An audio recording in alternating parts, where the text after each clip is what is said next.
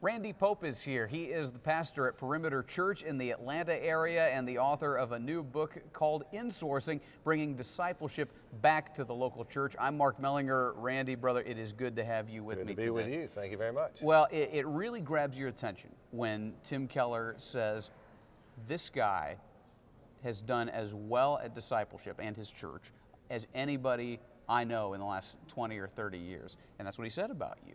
Why? That's gracious. Yeah, it is gracious. Whether it's true or not, that's another issue. But very gracious, assuming for sure. there's at least some truth there, why do you think that is? What's behind it? I'll tell you this. It was nearly 50 years ago, as I was a young student, that I had a man invest his life in me. I had no idea what it would be leading to, but it marked my life in such a significant way. He immediately, within 2 years of that, which is about 46 years ago now, said, now you go do that in somebody else's life. And I just said, yes, sir. Didn't know any better. And 46 years later, not 1 year has passed that I haven't invested in a handful of men to see their lives marked. That led to what you see in the book and beyond. It just became a part of life, realizing that if you want to see life change, I learned it early, you got to do it life on life. Why do so many churches then struggle at this or struggle to grasp this? You know, that's a great question, and I'm dealing with a lot of folks in a lot of places, and it is a struggle everywhere you go. I think pastors assume that if I'm going to preach and I'm going to take care of the flock and I'm going to do all the things I'm going to do, there's no time to do those other things, which isn't true.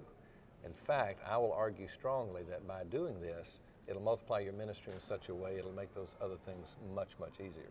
You'll have fewer problems and more hands to handle the needs of the church? Greater leadership. This is leadership development. It's the way Jesus did it, the way I look at it. He was the master at taking a handful and laboring in the lives of a few until they could then turn around and change the world. So it wasn't left to him personally to talk to everybody. He says, let me invest in you, you invest in others, and so forth and so on.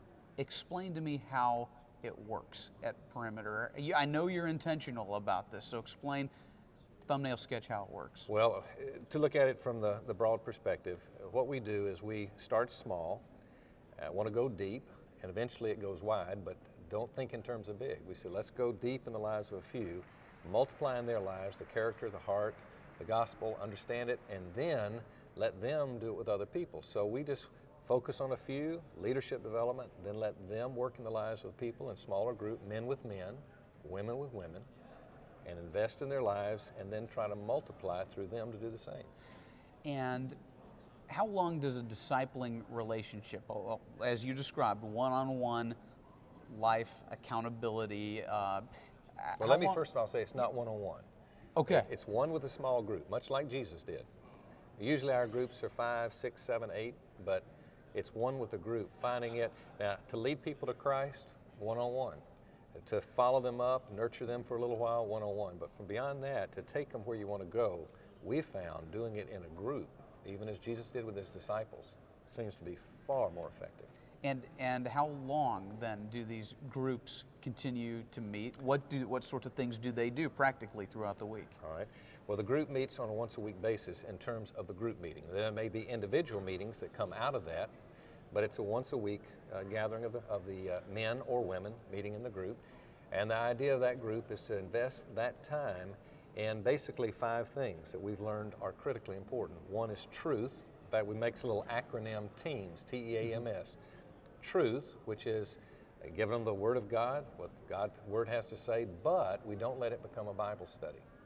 We say you're going to learn to study the Bible on your own, so we'll teach them how to do that. And then they spend the week having to study and prepare. So they've got the text, they've got the issues, the questions that we want them to search and find. Come back to us as the leader, whoever the leader is, during that group time. And then E is equipping. Equipping we call massaging the truth until it becomes understandable and usable. Then, and that's asking questions. Let them talk to you. How do you do it? What's the experience in your own life? And this, by the way, is not just practical theology. This is systematic, biblical theology, all the things we cover. It doesn't matter if it's a theology of suffering. Or you tell me, Mark, how did you suffer? What was suffering like for you? How did you meet Christ during that time of suffering? How did the gospel make an impact on your life during that time? How did you make an impact on other people during that time? So it's just an interactive type of relationship. But that's equipping. Then accountability, which is not just asking hard questions and challenging bad behaviors. It may include that, but that would be behaviorism. What we're talking about is looking for the sin beneath the sin, where you invite one another in the group to invade the heart of each other and to help each other clean out the heart, whether it mean exhorting or whatever is needed, one to the other. So that's the accountability. Next is mission, which means we train and equip, starting just with feeble steps. How do you become missional where you live, work, and play? And not just in word, but how do you do it in deed? And so we equip and train so that by the end of the year, the people in the group should be making an impact where they live, where they work, where they play. So it becomes very missional. That's the heart to make the dynamic of it. And then prayer, we call it supplication. TEAMP. It makes the acronym work. Yeah, I got it. So we use supplication for prayer, praying with each other and for each other. And how do you and your elders, your team of elders, I assume, oversee this? Make sure it's being done well. Make sure people are really growing, so that there is some idea of where people are spiritually, and this person's doing well in the team's process. This person maybe is going a little slow. You got to have something like that, we right? do. Well, we have extensive training before a leader comes in. They've been in groups, and they have to be recommended before they'll come into leadership. So they've been in a group before they'd lead a group. Now, initially, when you started, that was a little different thing. We had just a handful. I'm working with a few, and so it's starting small. Then, as they began to come into leadership, being recommended, we're going to have initial training they're going to go through. But beyond that, coaches. We found that coaching is critical. So now, obviously, we had to grow and mature into this level, but now we've got coaches that work with the leaders.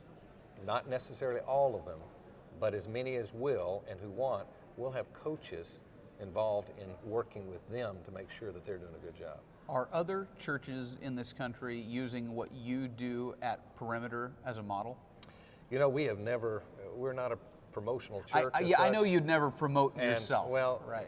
We've had, I don't know, it was probably 5 years ago now, 4 or 5 years ago, I think we had over 300 some odd churches that contacted us, hearing of it, knowing of it, saying, what's causing the leadership development to happen in your church? And we hear about this, that, and the other. And so our elders did say, okay, let's make this available. Let's try to get the word out. Well, strengthens the body. Why not? Exactly. And now as a result of that, we have clinics.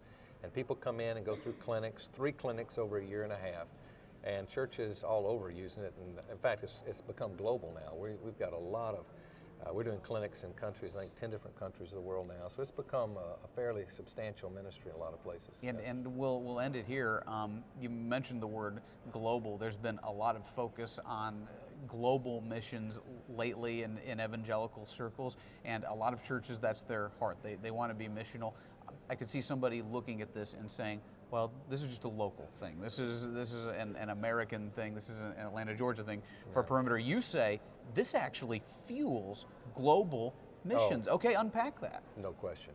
Well, I could give you country after country illustration of what happens. Think about Poland. We finished all the clinics there, and now the Polish people are actually leading the clinics now. We're not even in there anymore. Wow. And they're taking that all over the country now. It's just been amazing. So that's just one illustration. South Africa, we could go on. And absolutely, it is not something that is culturally, now think about it, Jesus did it. Right. Jesus did it. It works. It's just investing in the lives where what we're saying is discipleship is laboring in the lives of the few, and you're giving away your life and the gospel. That's all you're doing. The Word of God, here it is, and then until they become mature and equipped where they can give it away to others. That's basically what it is. The book is Insourcing, Bringing Discipleship Back to the Local Church. Randy Pope, thank you so much, brother, for your good work. Thank you, Mark. Good. Thank you.